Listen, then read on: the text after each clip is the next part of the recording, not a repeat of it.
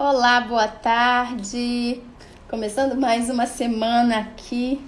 Essa semana é uma semana de muitos eventos aqui para essa casa. Temos o aniversário da escola do The Rose Method Downtown que acontece no dia 13 de junho. Olá! e muitas outras comemorações. Hoje nós vamos falar sobre dicas por aqui. Hoje a dica vai ser como cuidar do seu pet. Dicas para a educação de cães, principalmente, porque é do que eu entendo. Muitas pessoas elogiam. Olá, Shirley! Boa semana para vocês que estão entrando por aqui. Muitas pessoas elogiam muito a Gaia, que é a minha pet, né? A Gaia tem 8 anos, vai fazer 9 agora em setembro. E realmente ela só falta falar. É impressionante como ela é capaz de entender absolutamente tudo que você fala com ela. E como a gente sempre leva ela, né, na época que não tinha pandemia, ela sempre ia para a escola comigo. Então, muitas vezes, né, não sempre, mas muitas vezes ela ia, os alunos amavam, ficavam impressionados com a capacidade de interação dela, no sentido de entender realmente o que as pessoas estão falando. Então, hoje nós vamos conversar aqui sobre como cuidar do seu pet, como educá-lo e como isso pode se refletir no desenvolvimento de liderança da sua parte, né? Porque quando nós estamos... Bom dia, Franci! Quando nós estamos treinando um pet, educando um cão, nós estamos treinando também a nossa liderança. Eu não sei se vocês conhecem aqui, já ouviram falar do César Millan. Tinha um programa no Animal Planet que eu era completamente apaixonada. Uma pena que eu acho que acabou, mas eu pelo menos nunca mais vi.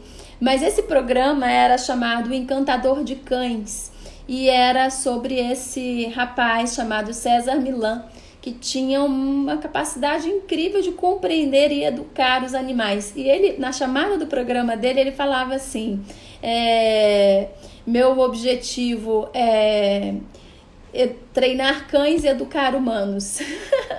Por quê? Porque o cão ele vai reagir de acordo com o treinamento que ele está recebendo. Então, oi, Van. Então, ele vai muito reagir de acordo com o dono. Se o dono tem a liderança para educá-lo, ele vai aceitar aquela liderança. Mas, como o cão vive em matilha, né? E sempre a matilha precisa de um líder. Se você não lidera, você será liderado. Então, o que a gente vê muito é os cães mandando nos donos e não os donos mandando entre aspas, né? Mas liderando os cães. Por quê? Porque às vezes o cão é mimado, é cheio de vontades, faz o que ele quer. Que bom, Van, que bom te ver por aqui. E você vê que a pessoa não tem muito pulso firme com o cão e na maioria das vezes nem quer ter. E aí é interessante a gente pensar a respeito disso, porque tudo bem de você não ligar do cão, não fazer xixi no lugar certo, ou de subir no sofá e sujar o sofá e bagunçar o sofá, ou de subir na sua cama e você não ligar para isso. Tudo bem, se não te incomoda, ok, mas na verdade, quando você vai permitindo demais, sendo permissivo demais, né, você não está sabendo impor o que você gostaria. Tá? Aí você vai falar, mas eu não me importo. Ok que você não se importa, mas será que não seria legal você botar alguns limites? E por que botar limites? Eu já vi muitas pessoas, algumas pessoas, tá? Terem muito problemas com filhos porque não botaram limites.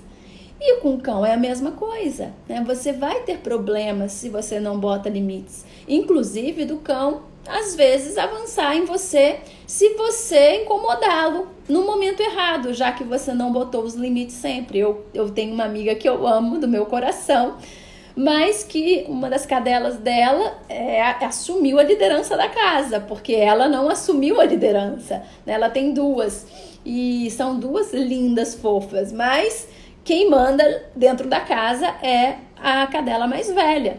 E quando ela é contrariada, ela avança, inclusive no dono, né?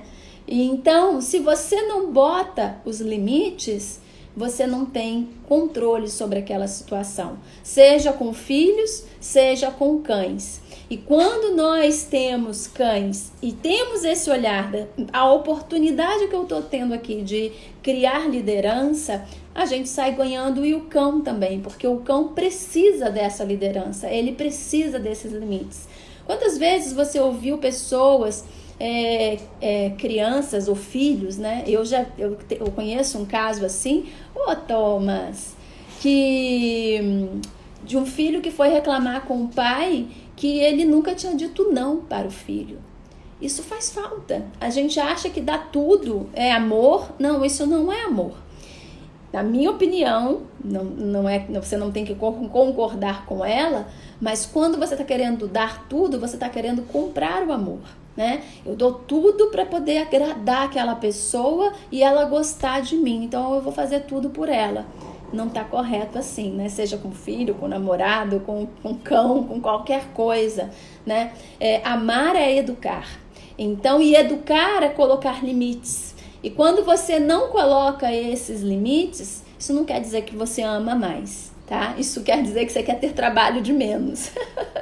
Pelo menos na minha opinião. Então, o cão. Como a gente pode educar um cão e aprender a treinar essa liderança? Primeiro de tudo, o importante é o condicionamento. O cão, ele vai reagir a condicionamentos. Então, por exemplo, se você quer treiná-lo, né? Quando a Gaia era pequenininha, eu peguei a fraldinha, que é aquele tapetinho higiênico, né? Fraldinha não, eu chamo de fraldinha, mas é tapetinho higiênico, que ela fazia o xixi em cima do tapetinho. Então, por exemplo, a gente morava num apartamento de 2 quartos na época, e para um serzinho desse tamanho, né, que ela era pequenininha, ela veio com 45 dias para mim, era enorme, né? Então, como que você vai querer que um cachorrinho pequenininho saia do quarto e chegue até a varanda para fazer o xixizinho dele lá na varanda?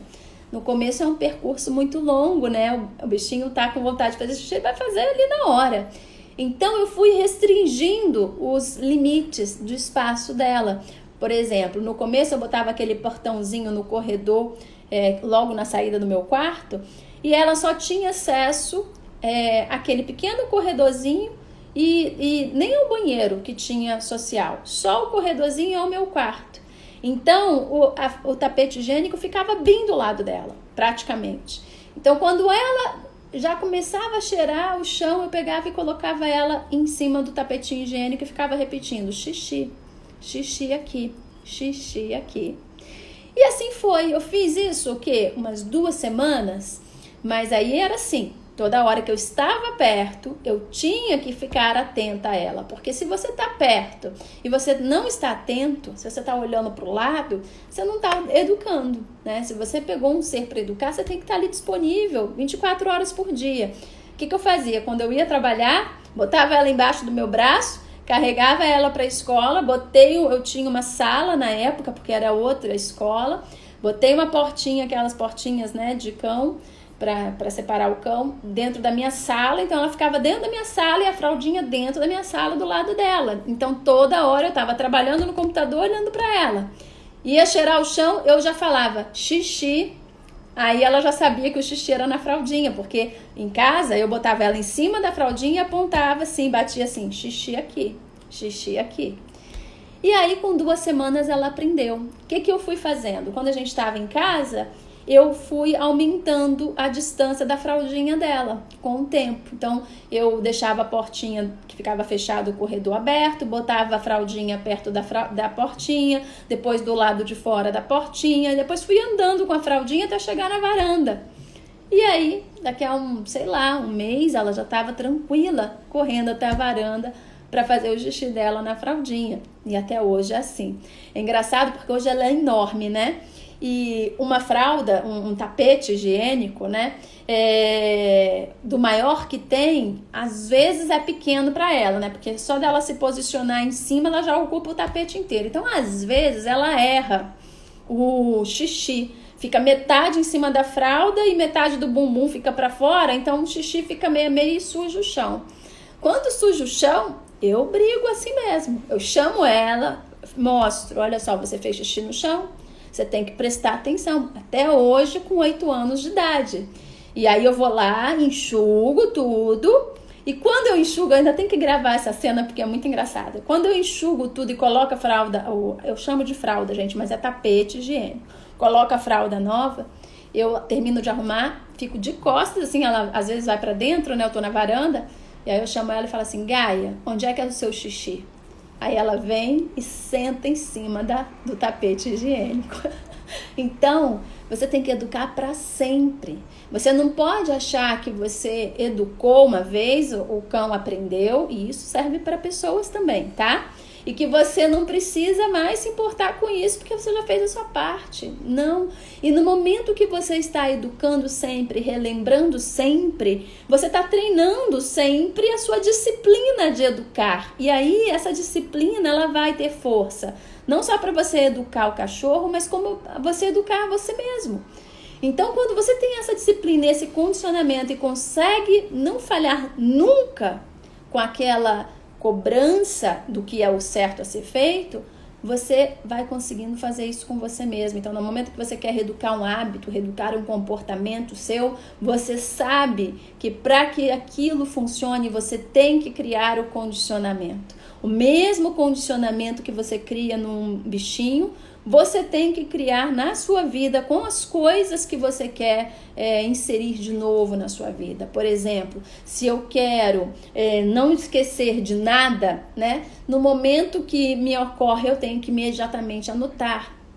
Eu tenho que criar esse condicionamento de anotar absolutamente tudo que vem à minha cabeça. Eu tenho que criar o condicionamento de se eu quero que as coisas se mantenham arrumadas, por exemplo, eu tiro e coloco no mesmo lugar quando eu vou guardar de volta. Não posso deixar espalhado para guardar no dia seguinte, né? Isso vai mantendo o local arrumado e principalmente te traz mais clareza mental, porque quanto mais você consegue ir mantendo as coisas em ordem fora e sabendo que tá tudo ali sendo bem conduzido por você, aqui dentro você vai tendo muito mais clareza mental. É para ser neurótico? Não, não é para ser neurótico. Não quer dizer que você não vai poder nunca deixar uma louça na pia, mas aquilo tem que ser consciente. Não, deixa aí, depois eu limpo e isso vira um hábito. Não, eu vou limpar daqui a pouco e aí daqui a pouco você vai lá e limpa, tá? Então não quer dizer que você vai ser neurótico, mas quer dizer que você vai ser muito mais atento às suas escolhas e ao que você está fazendo.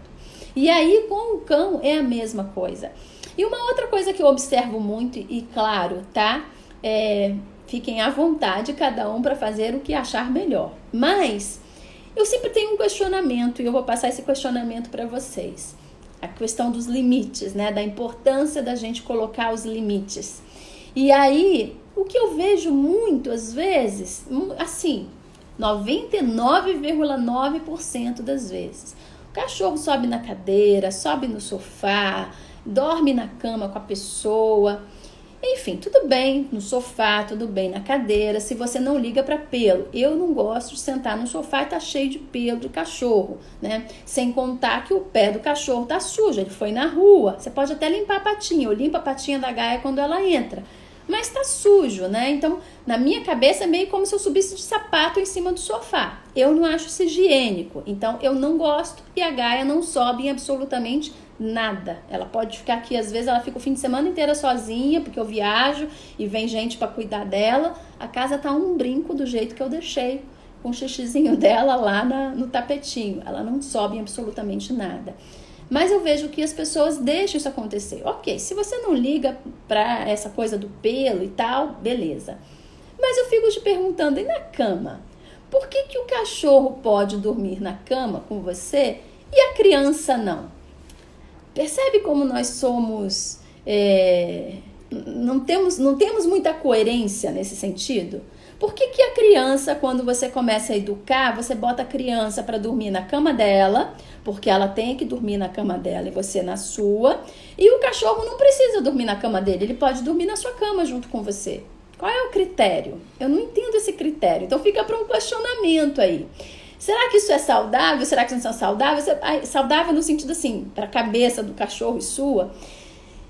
Se é gostoso, você quer dormir abraçadinho com o seu cachorro, beleza. Mas eu fico pensando em termos de disciplina, em termos de educação, o que a gente tá, né? O que tá aí por trás. Então é só para uma reflexão, não é necessariamente para você mudar nada.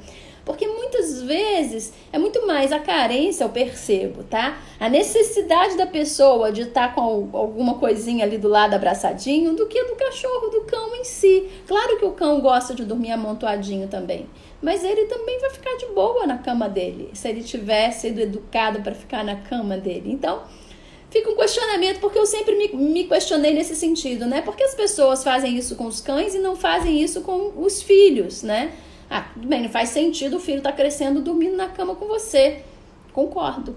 Mas o cachorro faz? Na minha cabeça isso não cabe, tá? Mas, de novo, eu acho importante cada um fazer o que se sente melhor. Mas eu acho que vale a pena pensar sobre o assunto, né? Por que será que pra mim é importante? Porque é gostoso? Porque eu não ligo? O não ligo, a gente tem que pensar um pouquinho mais, porque o não ligo é eu não querer botar limites. Se é consciente, eu não quero porque pra mim é bom e eu quero ter esse cão dormindo na cama comigo, ok.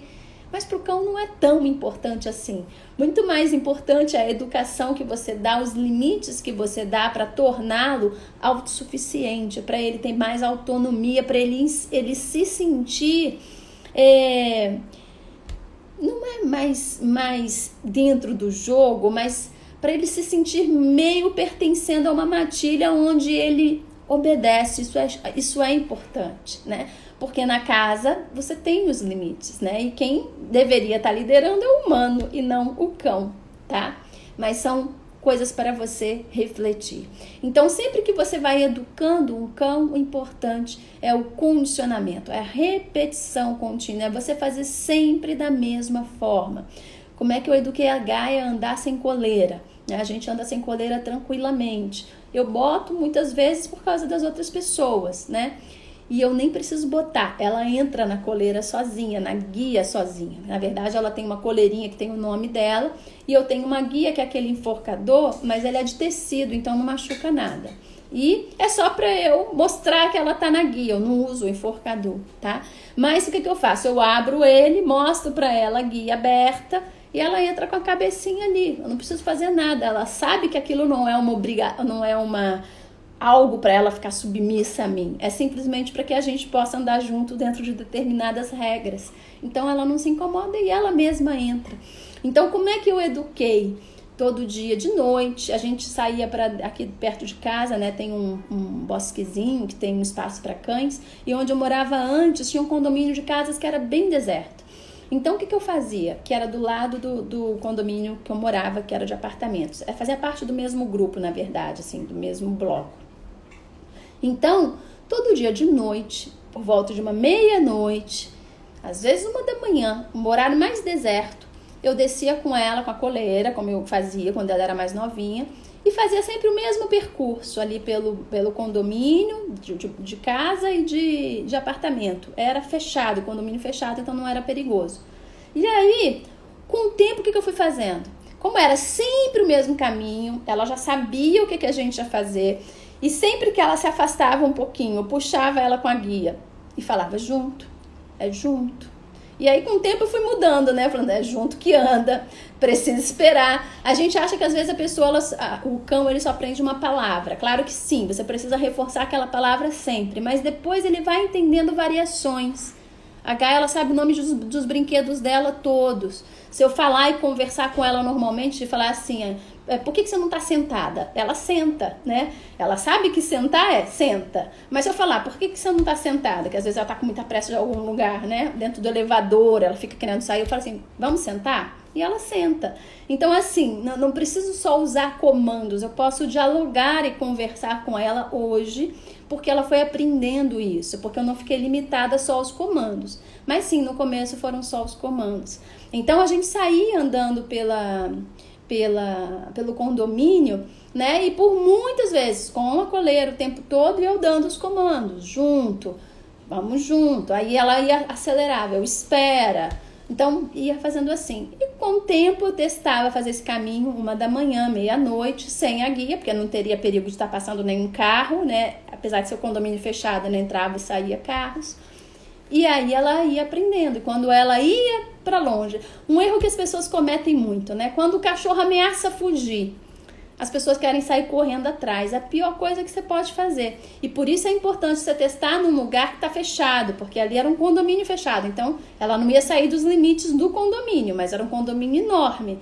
Mas, quando ela ameaçava ir para o lado oposto, eu virava de costas, a fugir, eu virava de costas e andava para o caminho oposto, com o coração apertado. Mas eu andava, eu não olhava para trás. E só ficava falando, é junto, junto, Gaia. E ia. E às vezes eu corria e me escondia.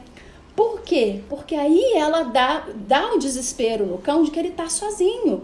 Ele quis ameaçar uma liderança, mas ele não tem experiência para isso. Então, toda vez que ela tentava fugir, né, quando a gente estava no treinamento, e eu ia para o lado oposto sem olhar para trás, ela entendia que eu não ia esperar por ela. Que se ela quisesse, ela tinha que vir atrás de mim.